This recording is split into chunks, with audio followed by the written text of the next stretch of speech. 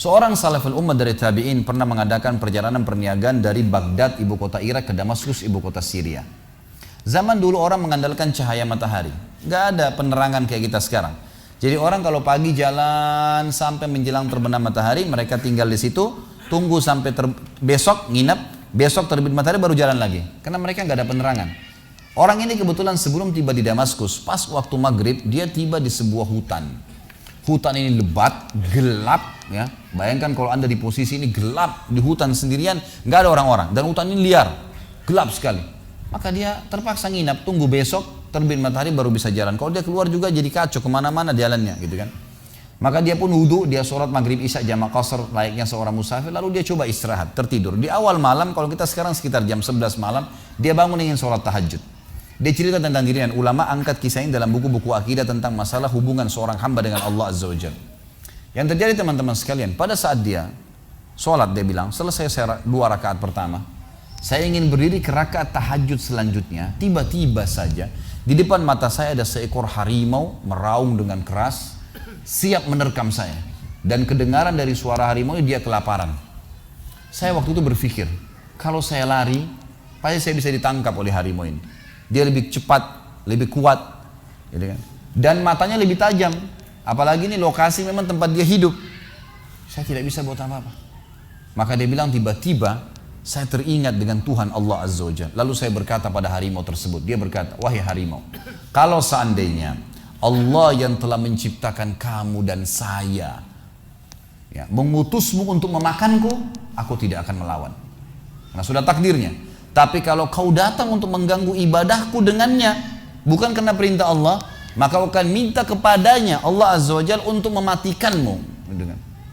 Tiba-tiba dikatakan dalam kisah ini, orang saleh ini bercerita, harimau tersebut menundukkan pandangan matanya meninggalkan saya, tidak jadi memangsanya. Apa yang kita ambil peran dari sini, teman? Apa yang kita ambil pelajaran daripada kisah ini? Harimau pun yang buas makhluknya, Allah Azza wa Jalla. Ini masih hidup gak ini? Kok nggak ada nyaut, nggak ada apa ini? Saya nggak tahu ini ngantuk, tidur atau hadir nggak? Ini rupanya di Bali orang suka senyap ya. Jadi ternyata Allah Subhanahu Wa Taala menciptakan semuanya teman-teman sekalian. Ular kah, harimau kah, apa saja. Salah satu kebahagiaan seorang mukmin yang kenal Tuhannya adalah tidak akan pernah takut kepada raja zalim, kepada pasukan yang 10.000, 1 juta. Apa saja tidak akan pernah dia takutin, karena tidak akan mati kecuali ajalnya datang, gitu kan? Subhanallah, kisah Al-Ala Al-Hadrami, seorang sahabat Nabi yang mulia. Beliau pernah diutus oleh Nabi SAW untuk berperang.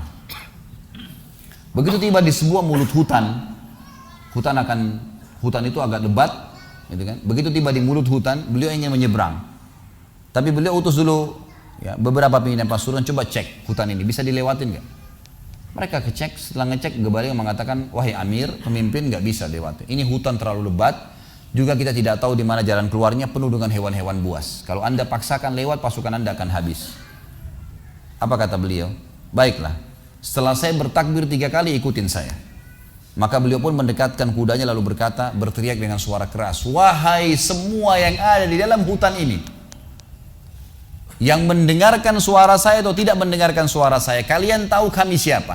Kami adalah utusan Rasulullah SAW berperang di jalan Allah. Maka mudahkanlah jalan kami untuk keluar dari hutan ini. Dalam riwayat ini dikatakan dan yang disaksikan oleh para sahabat, hewan-hewan yang biasa saling memangsa, kayak harimau sama rusa, gitu kan, serigala sama kelinci, semuanya bersebelahan, saling bersatu, berdempetan untuk menunjukkan jalan keluar pasukan mujahidin, sampai mereka keluar tidak digigit 1 orang pun.